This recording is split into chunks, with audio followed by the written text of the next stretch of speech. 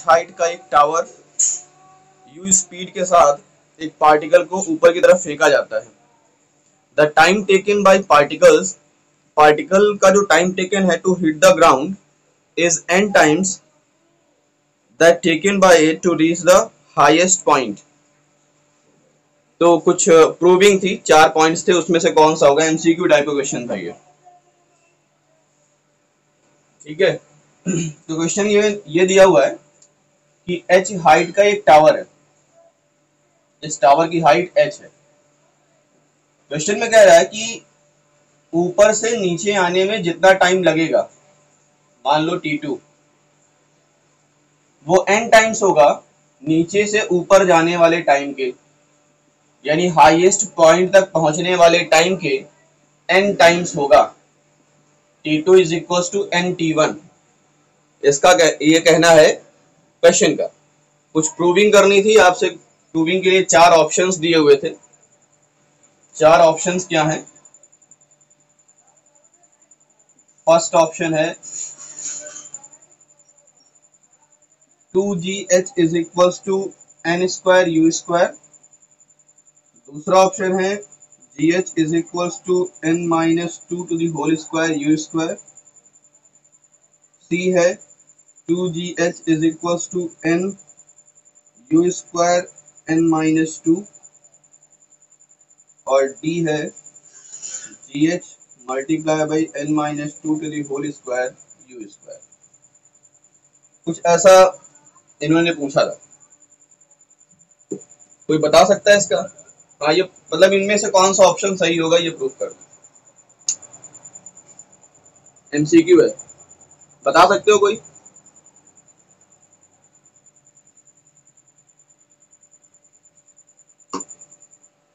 देखो बहुत इजी है ये। इसमें हम 2 पार्ट्स लेंगे, क्वेश्चन के 2 पार्ट्स लेंगे, एक तो अपवर्ड डायरेक्शन वाला और एक डाउनवर्ड डायरेक्शन वाला। तो जब अपवर्ड डायरेक्शन में जाएंगे ऊपर साइड, तो इनिशियल वेलोसिटी आपको u दिया हुआ है, और जाहिर सी बात है हाईएस्ट पॉइंट तक पहुंचते पहुंचते इसकी फाइनल वेलोसिटी कितनी हो जाएगी? 0 हो जाएगी। तो ऑन अपवर्ड मोशन, अगर मोशन अपवर्ड होगा, ऊपर की तरफ मोशन हो, तो v is equal to u minus g t लगेगा। v 0 है, u माइनस जी t1 माना है हमने टाइम, तो g t1 is equal to u, it means t1 is equal to u upon g. t1 is equal to u upon g. On downward direction, जब downward direction में motion होगा, downward direction में जब क्या होगा? क्यों minus होगा?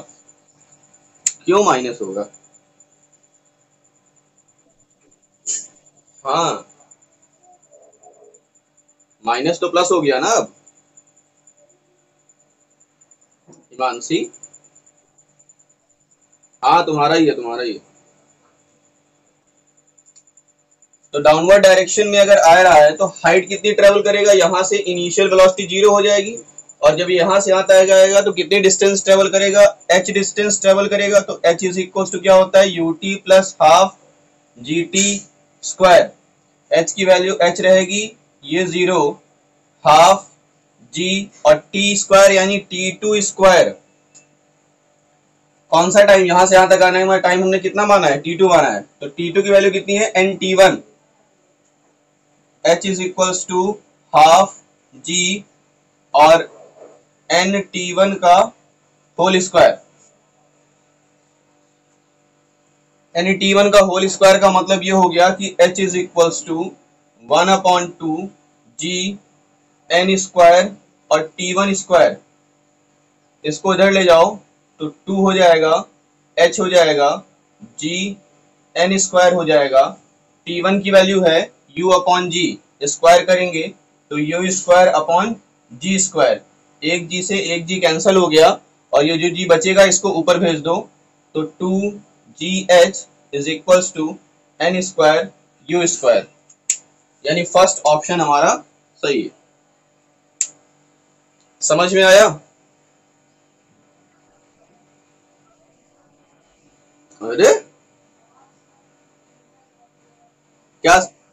हाँ तो लेट आए हो तो थोड़ा लेट जाओ फिर अब। अरे करना क्या था, वीडियोस देख सकते हो, वैसे वैसे करना ही कुछ नहीं था। ऊपर की डायरेक्शन में, नीचे की डायरेक्शन में, ऊपर की डायरेक्शन में v equals to u minus d t लगा दिया, टाइम t1 माना हुआ है, और दिया हुआ है कि नीचे आने में जितना टाइम लगता है वो ऊपर जाने वाले टाइम के n टाइम्स है, मैं लगा दिया n टाइम्स। ठीक है, चलो अगला क्वेश्चन देखो।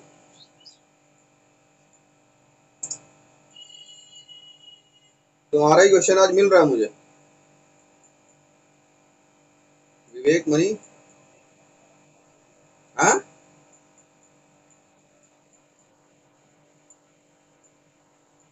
हाँ यार, वो टाइम एक तो मिल नहीं रहा है, समय की कमी है। वैसे क्वेश्चन कौन सा था भूल गया हूँ वैसे मैं, याद आ गया, याद आ गया। चलो इसको रफ करें।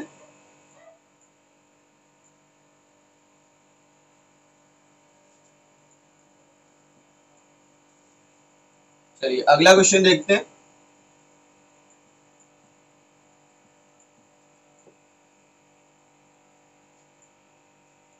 A ball is thrown vertically upward from the top of a tower with a velocity of 20 meter per second. The ball strikes the earth after 5 seconds of its throwing. What is the height of the tower and what will be the velocity of the ball while striking the earth? Question समझ में आ गया सबको? बोलो। एक ball है, वो ऊपर की तरफ फेंकी जाती है। कहां से फेंकी जाती है? एक टावर से फेंकी जाती है। टावर के टॉप से एक बॉल ऊपर की तरफ फेंकी जाती है। तो किस वेलोसिटी से फेंकी जाती है? यू दिया हुआ है, 20 मीटर पर सेकंड की वेलोसिटी से फेंकी जाती है। 5 सेकंड बाद बॉल जो है वो अर्थ से टकराती है। आपको फाइंड करना है टावर की हाइट और किस वेलोसिटी से अर्थ पे टकराएगी, वो वेलोसिटी आपको फाइंड करनी है।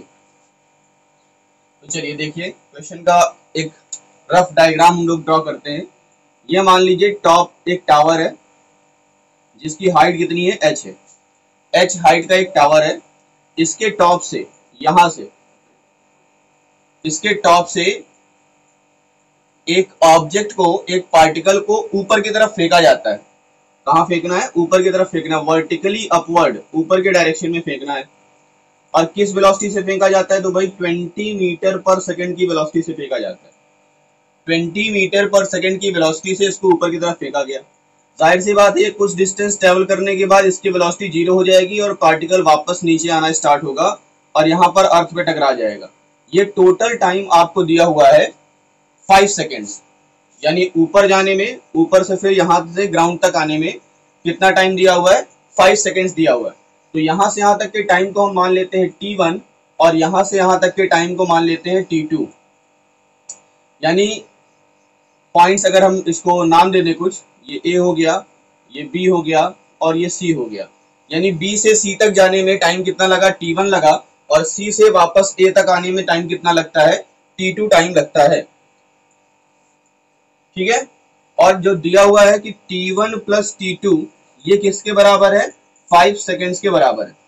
t1 प्लस t2 जो है वो 5 सेकेंड्स के बराबर है। तो आपको बिल्डिंग की हाइट बतानी है, ये हाइट बतानी है, और साथ ही साथ ये बताना है कि जब ये पार्टिकल इस अर्थ से टकराएगा तो किस वेलोसिटी से टकराएगा, ये भी बताना है। ठीक है, क्वेश्चन समझ में आ गया? सॉल्व करें इसको। तो भाई यहां से यहां तक गया ये बॉडी, इस वेलोसिटी से 20 मीटर पर सेकंड से फेंकी जाती है। जब यहाँ टॉप पर पहुंचेगी पॉइंट सी पर, तो पॉइंट सी पर वेलोसिटी कितनी होगी? पॉइंट सी पर वेलोसिटी कितनी होगी? Very good, 0। For upward motion, इस तरह के क्वेश्चंस को दो पार्ट्स में डिवाइड कर लिया करो।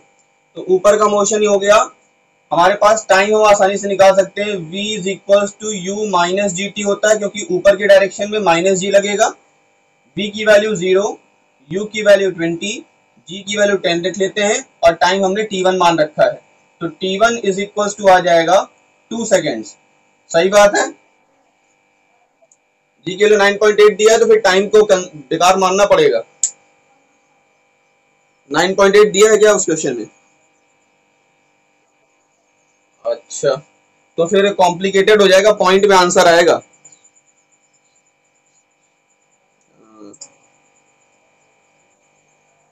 अप्रॉक्स में आएगा आंसर, जो आएगा फिर अप्रॉक्स में आएगा। आंसर जो आएगा हमारा वो अप्रॉक्स में आएगा फिर, अगर मानना चाहो तो। वैसे इस तरह से लगाओ, ज्यादा बेटर है। तो T2 टाइम कितना आ जाएगा? 3 सेकेंड्स आ जाएगा। T2 टाइम कितना हो जाएगा? यहां से यहां तक का टाइम 3 सेकेंड्स। अब देखो, जब बॉडी ऊपर से नीचे गिरेगी तो इनिशियल वेलोसिटी कितनी हो जाएगी? 0। तो फॉर डाउनवर्ड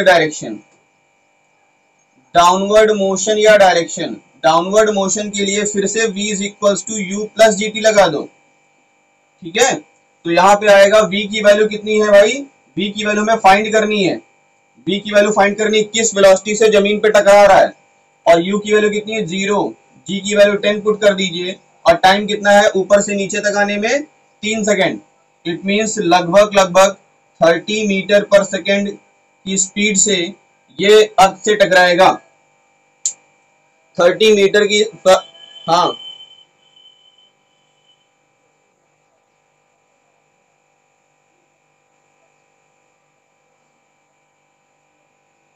ब्रेक कर सकते हैं, क्यों नहीं कर सकते? T2 को ब्रेक कर सकते, T2 को ब्रेक कर सकते हैं यहां से यहां तक का। ये टाइम अलग कर देंगे, फिर ये से टाइम अलग कर देंगे। यही कहना चाह रही हो? हाँ, T2 को ब्रेक कर, ये जो T2 हमने लिया हुआ है इसको हम ब्रेक कर सकते हैं। यहां से यहां तक का टाइम 2 सेकेंड है, तो यहां से यहां तक का टाइम भी 2 सेकेंड्स होगा। फिर यहां से यहां तक का टाइम आसानी से हमें मिल जाएगा, 1 सेकेंड्स होगा। अब आसानी से हाइट निकाल सकते हो। ठीक है, अब देखो, सिमेट्रिकल वे से, अगर हम सिमेट्रिक वे से जाएं तो यहाँ पर अगर इस वेलोसिटी से इस बॉडी को ऊपर की तरफ फेंका गया है, अगर ये ऊपर तक जाने में टाइम t1 लगता है, तो C से वापस तक B में आने में, C से वापस B पॉइंट तक आने में इसको फिर से 2 सेकेंड्स ही लगेगा। और यहाँ पर बॉडी की वेलोसिटी कितनी हो जाएगी? यहाँ पर बॉडी की वेलोसिटी होगी 20 मीटर पर सेकेंड। इस पॉइंट पर बॉडी की वेलोसिटी, पॉइंट बी पर जब बॉडी ऊपर से नीचे आ रही होगी तो बॉडी की वेलोसिटी होगी 20 मीटर पर सेकेंड और टाइम हो चुका होगा 2 सेकेंड पास कर चुके होंगे। तो अब टाइम कितना बचा? बी से ए तक आने के लिए टाइम बचा 1 सेकेंड। ठीक है, और इनिशियल वेलोसिटी कितनी मान लेंगे? इसको हम इनिशियल वेलोसिटी मान लेंगे 20 मीटर पर सेकेंड। तो आपके पास अब फॉर्मूला हो जाएगा h is equals to u t plus half a t plus half g t square. h की वैल्यू हमें फाइंड करनी है, u की वैल्यू 20 है, इसकी वैल्यू 1 है, प्लस हाफ, g की वैल्यू हमने 10 मान रखी है और 1 की वैल्यू, सॉरी t की वैल्यू 1 है। इसको कैलकुलेट करेंगे तो 20 प्लस 5 इट मींस 25 मीटर। तो कितनी टावर की हाइट कितनी होगी? अप्रॉक्स में 25 मीटर होगी। आंसर में शायद 24.8 या 24.9 दे रहा होगा, 22.5, हाँ ऐसे अप्रॉक्स में आ रहा होगा।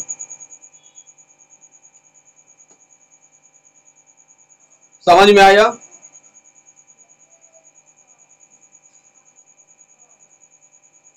ठीक है, कर लेना इसको। अगर 9.8 रख के करोगे तो जहां जहां मैंने 10 रखा है वहां पे 9.8 रख के कैलकुलेट कर लेना, आंसर सेम आ जाएगा जैसा एज इट इज क्वेश्चन में दिया हुआ है। ठीक, क्या होगा? हाँ जी, कई बार, हाँ लगभग इसीलिए आंसर आ रहा है 22.5 मीटर आ रहा है। और जो वेलोसिटी आ रही है वो कितनी आ रही है बेटा?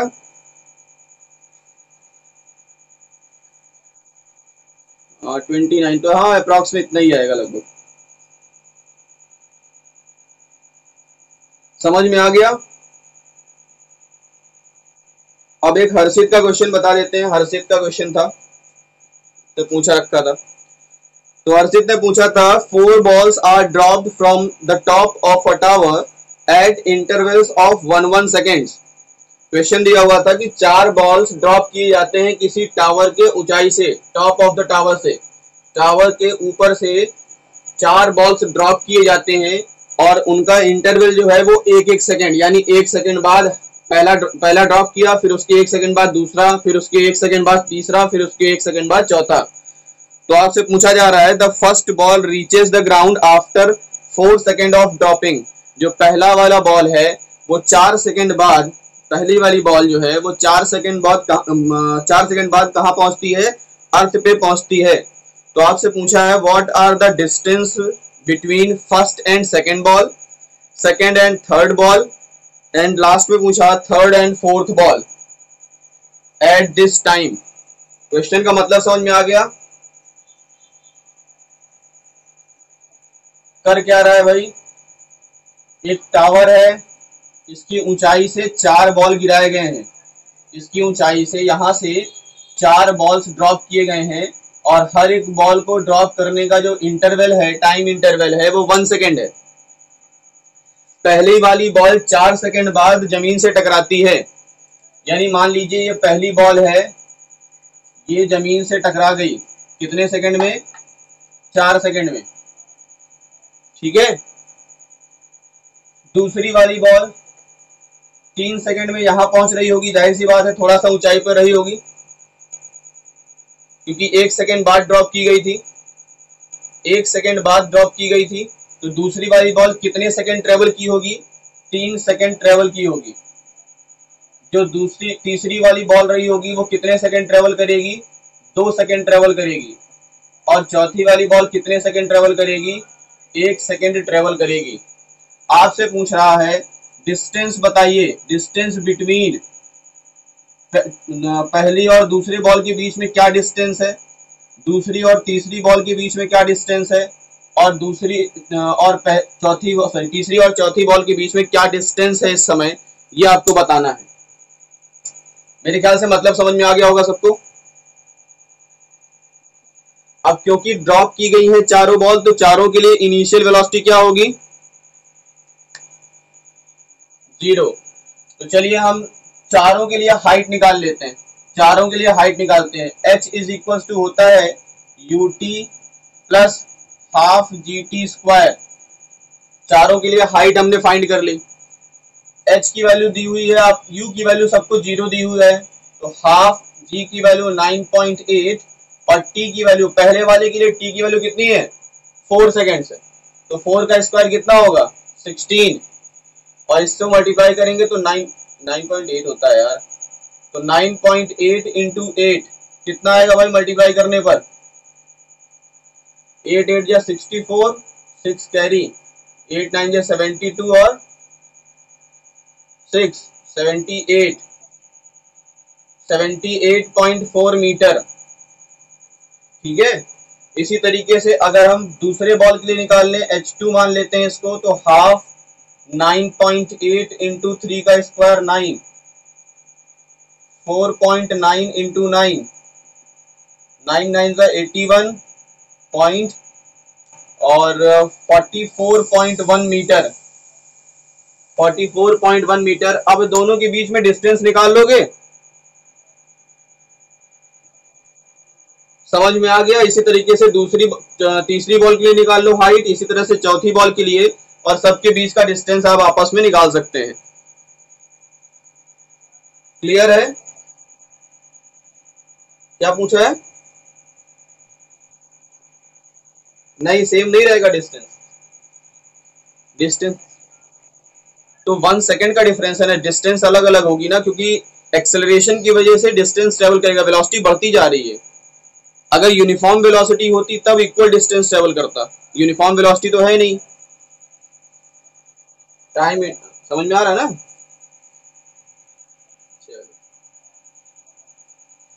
हाँ, वेक्टर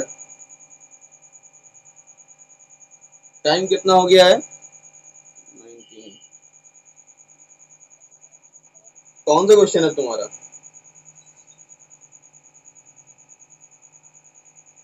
क्वेश्चन तो बहुत सारे हैं बेटा। एक हर्षित ने पूछा था एक और क्वेश्चन, उसमें इसका क्वेश्चन ये था कि माइनस क्यों रखा गया है। तो हर्षित है यहाँ पर, प्रेजेंट है, आज प्रेजेंट है, नहीं है ना?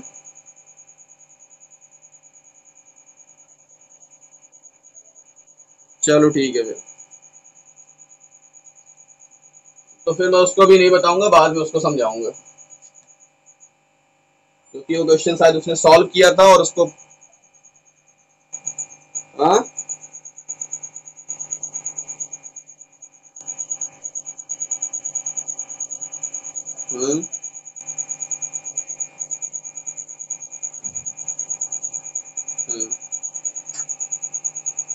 क्वेश्चन सेंड कर देना, क्योंकि मैं देखना पड़ेगा मुझे एग्जैक्ट क्वेश्चन है। पैरासूट वाला क्वेश्चन नहीं सेंड किए थे तुम?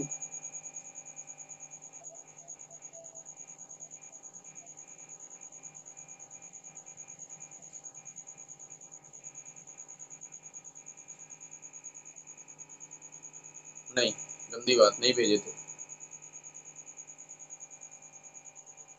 हाँ भेज देना। ये मंकी वाला क्वेश्चन जो था हिमांशी तुम्हारा, हिमांशी, मंकी वाला क्वेश्चन जो था, ऊपर क्यों जाएगा, यही पूछ रही थी बस। अगर सिर्फ इतना पूछना है, सॉल्यूशन नहीं पूछना है, तो बता दूं मैं जल्दी से।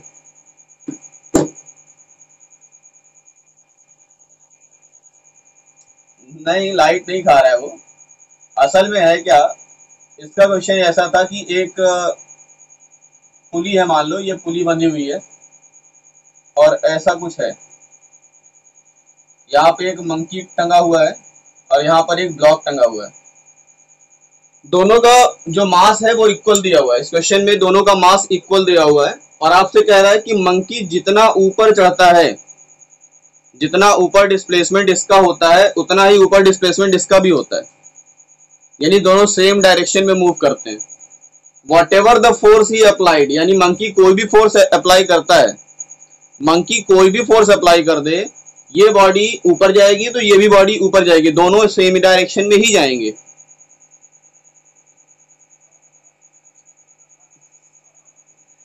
अब हाँ सही बात है, सॉल्यूशन तो। अब देखो, कुछ ऐसा कंडीशन कुछ ऐसी है कि मंकी ऊपर की तरफ खींचता है, जैसे इसको ऊपर की तरफ खींचता है, जितना डिस्प्लेसमेंट इसका होता है, जैसे ये ऊपर जाता है, तो क्योंकि ये इसको पुल भी कर रहा है, इसको पुल करेगा, रस्सी को पुल करेगा, तो जैसे ही वो ऊपर की तरफ चढ़ता है तो रस्सी नीचे की तरफ आती है, रस्सी भी नीचे की तरफ आ रही है, और रस्सी नीचे की तरफ आती है तो ये ब्लॉक ऊपर की तरफ चला जाएगा, और वो पार्टिकल यानी मंकी भी ऊपर की तरफ चला जाएगा। कुछ समझ में आया भैया मेरे? कई बार कंडीशन ऐसी हो जाती है कि इंसान ऊपर भी जा रहा है और रस्सी नीचे भी आ रही है, दोनों कंडीशन ऐसी है, मतलब रस्सी नीचे आने के साथ साथ वो ट्रेवल भी कर रहा है। समझ में आया कुछ ऐसा? मान लो यहां पर कुछ ऐसी कंडीशन है, अब इसने रस्सी खींची, क्या हुआ?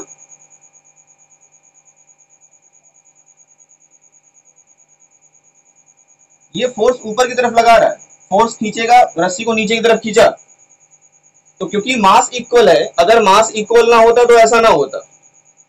मास इक्वल होने की वजह से ये डिस्प्लेसमेंट, क्योंकि ये ऊपर की तरफ जाना चाहता है, जितना डिस्प्लेसमेंट इसका ऊपर की तरफ होगा उतना ही डिस्प्लेसमेंट इसका भी ऊपर की तरफ ही हो जाएगा, क्योंकि ये इक्विलिब्रियम में रहना चाहेंगे, दोनों का फोर्स इक्वल है ना भाई, इसका भी फोर्स इक्वल है नीचे की तरफ, भाई इसका मास अगर इसके मास के इक्वल है तो नीचे की तरफ फोर्स mg लग रहा है इसमें भी, और नीचे की तरफ फोर्स mg लग रहा है इसमें भी।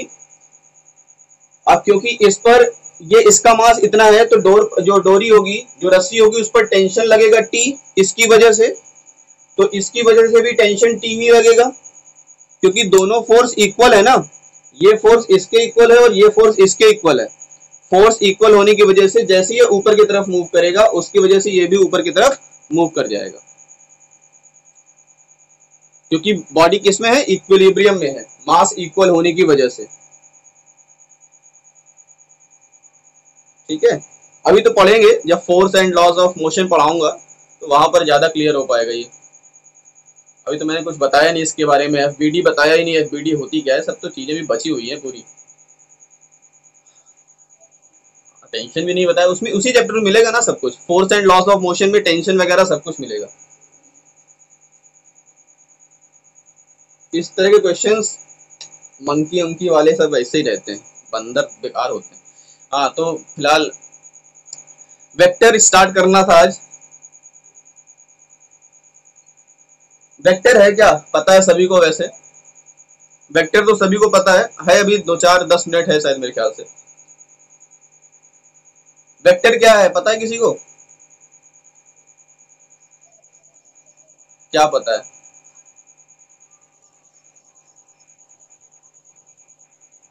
मैग्नीट्यूड और डायरेक्शन दोनों चाहिए, इसके अलावा भी कुछ वेक्टर के बारे में?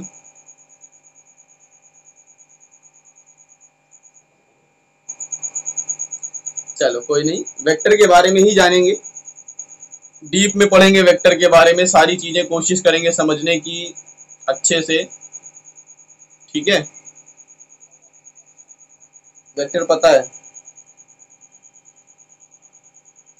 अगर वेक्टर किसके, फ्लावर के पॉलिनेचर से? चलो बहुत सारी चीजें हैं वेक्टर में, पढ़ना है हमें। ठीक है, तो उसके बारे में जानकारी लेंगे, वेक्टर के कुछ एप्लीकेशंस हैं वो एप्लीकेशंस सीखेंगे, फिर वेक्टर के बारे में उसका एडिशन कैसे कर सकते हैं, उसका सब्सट्रैक्शन कैसे कर सकते हैं, वेक्टर का मल्टीप्लिकेशन कैसे होता होगा, क्या होता होगा जब दो वेक्टर क्वांटिटीज का मल्टीप्लाई करते होंगे तो वेक्टर क्वांटिटी मिलती है या स्केलर क्वांटिटी मिलती है, अगर स्केलर मिलती होगी तो क्यों स्केलर मिलती है, और वेक्टर मिलती होगी तो क्यों वेक्टर मिलती होगी। ये सारी चीजें हम डिस्कस करने वाले हैं इस चैप्टर में पूरे, यानी बहुत सारे एग्जांपल्स हम लोग पढ़ेंगे कि एक कार है, अगर ये जो टॉय होती है, टॉय कार आप लोगों ने खेला होगा, जैसे अगर एक बच्चा है, एक गाड़ी है उसके पास, उस गाड़ी को उसने क्या किया, ये रखा, ये जमीन है, इस जमीन पर इसने गाड़ी को रखा और एक रस्सी से बांध लेता है इसको चलाने में आलस आती है, बैठ करके खिसकाना नहीं चाहता है, वो चलना चाहता है, तो इसने क्या किया, इस टॉय को रस्सी से बांध लिया, और रस्सी से बांधने के बाद जाहिर सी बात है वो खड़ा हो जाएगा, और खड़े होकर के रस्सी को इस डायरेक्शन में पुल करेगा, ऊपर की डायरेक्शन में पुल करता है, तो कार, उसकी जो खिलौना है, उसका जो कार है, वो इस डायरेक्शन में मूव करता है। तो इस डायरेक्शन में क्यों मूव करता है ये हम जानेंगे इस चैप्टर में, इसी डायरेक्शन में क्यों मूव करता है, वो कार ऊपर की तरफ क्यों नहीं चढ़ाती, भाई जाहिर सी बात है वो फोर्स लगा रहा है इस डायरेक्शन में, तो ऊपर की तरफ फोर्स क्यों नहीं लगाता, ये कार ऊपर उठ क्यों नहीं जाती, ये जानेंगे। फिर ये जानेंगे कि रोलर आप लोग जानते होंगे, जो घास को फ्लैट करने के लिए खासकर ग्राउंड, हाँ हिमांशी बोलो।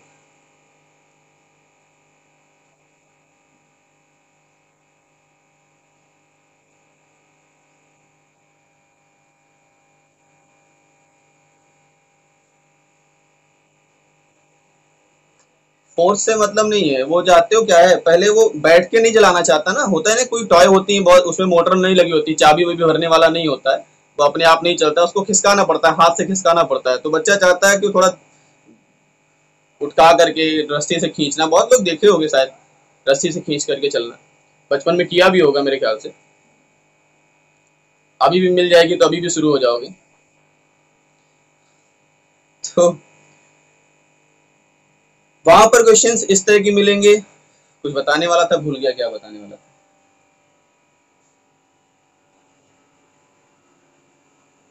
वेक्टर बहुत अच्छी है, बहुत सारी चीजें ऐसी सीखने को मिलेंगी जो यार डेली लाइफ में ऐसा होता है। हम जैसे रोलर की मैं बात कर रहा था, कभी अगर क्रिकेट ग्राउंड पे देखा होगा रोलर को खिसकाते हुए, रोलर को रोल करते हुए, तो उसको पुल करना आसान होता है, पुश करना थोड़ा सा मुश्किल होता है, यानी रोलर को हम पुश करते हैं तो पुश करने में ज्यादा ताकत लगानी पड़ती है, अधिकतर देखा होगा रोलर को खींच के ले जाया जाता है, पुल करके ले जाया जाता है, पुश करके नहीं ले जाया जाता। कभी देखा है रोलर को पुश करते हुए ले जाते हुए? हमेशा रोलर को खींच करके ले जाता है, अरे पुश करने में ताकत बहुत लगती है एज कम्पेयर टू पुल करने में, पुल करना आसान होता है, पुश करना मुश्किल होता है। ताकत ज्यादा लगती है उसमें। तो ये कारण क्यों है? हाँ,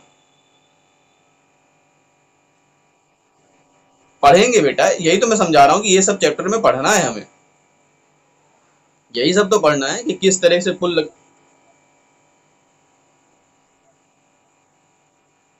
क्या नहीं है।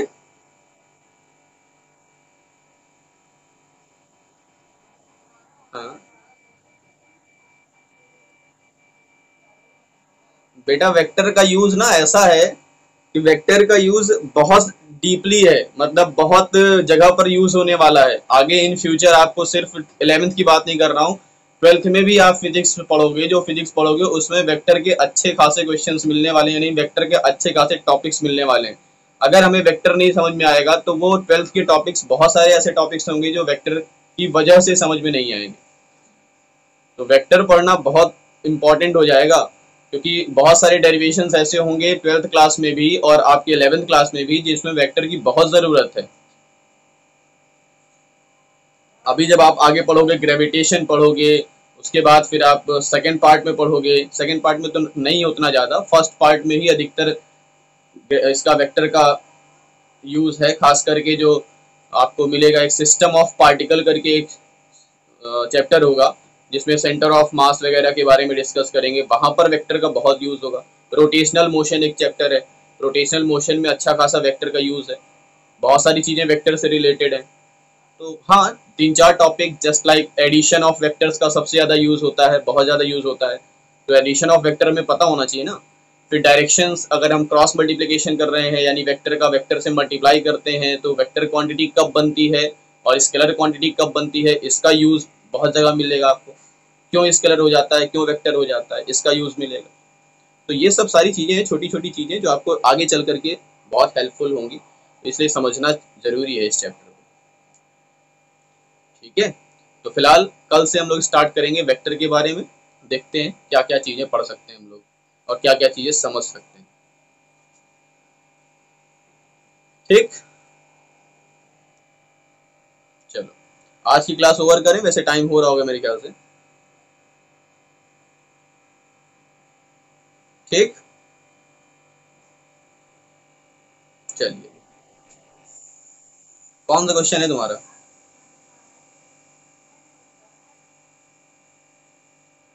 बताओ क्वेश्चन। हाँ सुनाओ फिर।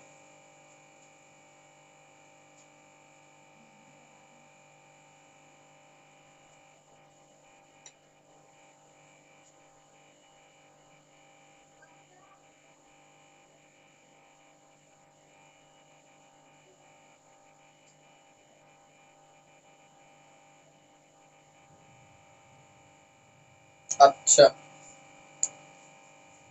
ये एरोप्लेन है, ठीक है। यहां से एक एस्ट्रोनॉट जंप करता है और जब वो 40 मीटर ट्रेवल कर लेता है तब उसने अपना पैराशूट ओपन कर दिया।